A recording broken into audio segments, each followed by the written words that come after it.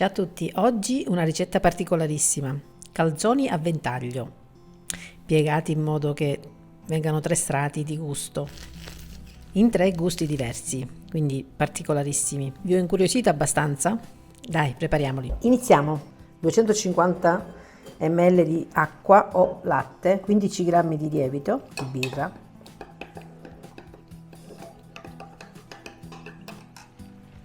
(500 g di farina zero),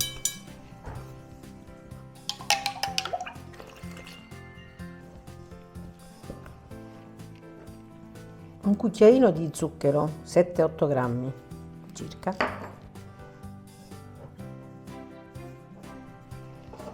(10 g di sale, 60 g di olio,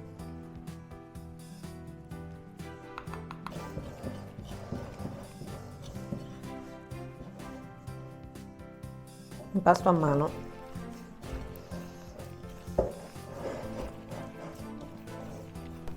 Come avrai notato è un impasto un po' diverso da quello che faccio solitamente, un po' più ricco di olio, quindi un po' più friabile il risultato finale, ma si può usare tranquillamente l'impasto classico della pizza, anche quello che faccio io solitamente.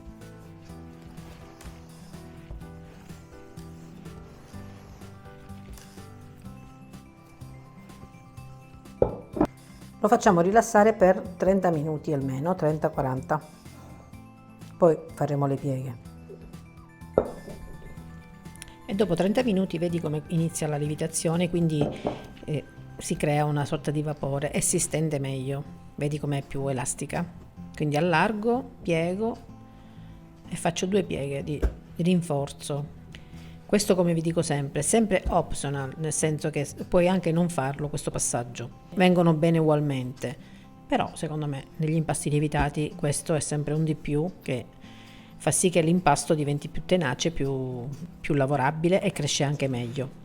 Poi in fondo sono 30 minuti, 30-40, non ci cambia la vita. Se vai di fretta a non farlo questo passaggio e vai direttamente alla crescita successiva. Ora lasciamo crescere per almeno 2 ore o finché arriva al colmo.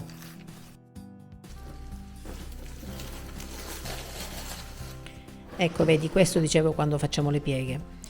Un impasto un po' più compatto, nel senso che non si rilassa troppo nella crescita, non diventa liquido, non maneggiabile, invece così rimane sempre compatto, è una crescita migliore.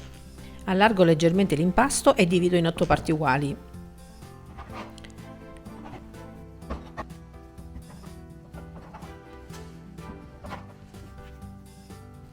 Formo il panetto così, allargando leggermente e chiudendo al centro, senza stressare troppo l'impasto.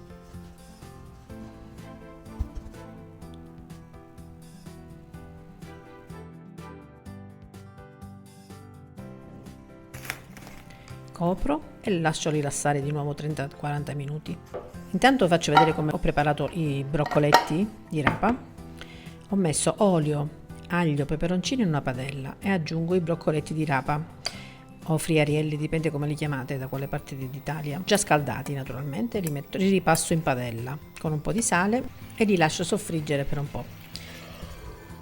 Salsiccia stagionata, questa è quella calabrese, un po' piccante ma va bene qualsiasi altro tipo di salsiccia stagionata.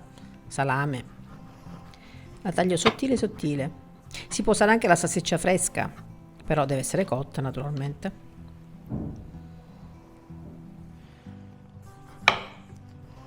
Caciocavallo o provola,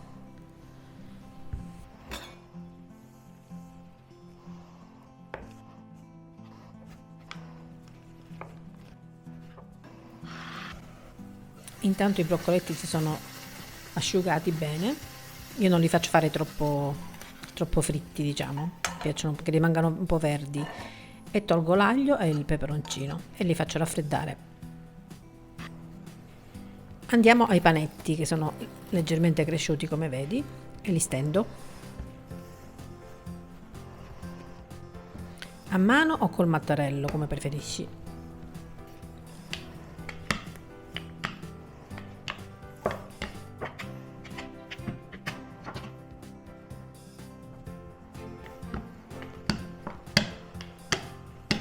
E faccio un taglio solo e arrivo fino al centro.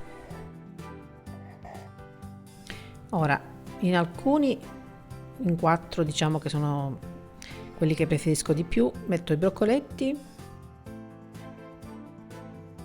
il caciocavallo, così separati, e la salsiccia piccante. Un classico, broccoletti e salsiccia al sud, in Calabria, va per la maggiore. Ora basta piegare ogni parte su se stessa, quindi prima la parte con i broccoletti, poi sovrappongo con il formaggio e poi con la salsiccia e sigillo bene. Per sigillare meglio faccio un disegno, diciamo, così, oppure con un tagliapasta, va benissimo. Come ti dicevo, questo è un abbinamento azzeccato, infatti ne ho fatti 4 di più rispetto agli altri perché ci piace. Infatti avevo fatto già delle pizze con broccoletti e salsiccia, una pitta ripiena, buonissima, già farcita, un rotolo. Poi vi lascio tutti i link in descrizione e nel primo commento naturalmente, così se vuoi vederli, se fai sempre in tempo a farle, a cambiare ricetta. Ora un altro gusto che non è che non mi piaccia, anzi il gorgonzola è buonissimo, quindi ho fatto speck, gorgonzola e formaggio, un altro tipo di formaggio qualsiasi. Io avevo Emmental, ho messo Emmental, quindi una sorta di 2 formaggi con lo speck e faccio lo stesso procedimento, piego, chiudo, sigillo questi 2 e gli ultimi 2 con classico sugo di pomodoro, caciocavallo e ricotta, in questo caso, che ci sta bene. Sconsiglio la mozzarella perché farebbe troppa acqua, quindi essendo piegato poi magari inumidisce tutto l'impasto. Origano sul pomodoro o basilico e pieghiamo, ma largo alla fantasia, come vi dico sempre. Puoi mettere qualsiasi cosa tranne prodotti troppo umidi, quindi decidi tu. Altre verdure va bene, altri formaggi, altri salumi. Su questi al pomodoro, per distinguerli, mettiamo un po' di pomodoro sopra e formaggio, grana, grattugiato, origano e anche questi sulla placca del forno con la carta forno e lascio riposare altri 30 minuti. Sembrano tanti ma non è tantissimo, si può fare in un pomeriggio. Allora, ora puoi farla in 2 versioni: o spruzzi l'olio sopra, quindi verranno più lucide, più lisce, oppure, come ti faccio vedere dopo, lascio la farina, quindi un po' di, se è semola è meglio, grezza, e li lascio così semplici. Ti faccio vedere l'effetto che fanno sia uno che l'altro. E in forno a 200 gradi statico, 190 ventilato per 25-30 minuti circa. A dopo.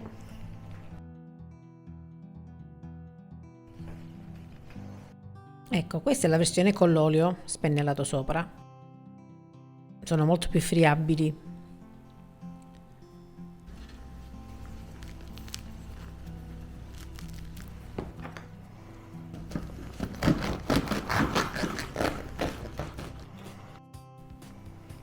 Ecco gli strati che si vedono tutti perfettamente. Praticamente un calzone a 3 strati. I gusti sono separati, ma poi in bocca si abbineranno perfettamente. Questo col gorgonzola è pure tanta roba. Tu quale preferisci? Fammelo sapere nei commenti. Allora, adesso vi dico quale preferisco io. Buono. Mamma mia, questo è troppo buono. Buonissimo. Bollentissimo, ma buonissimo anche questo. Sì, tutte e 3, devo dire la verità, tutte e 3. Un po', metà magari.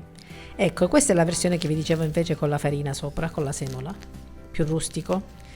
Mi piacciono di più esteticamente, devo dire la verità, così. Li ho rifatti proprio per farvi vedere la differenza.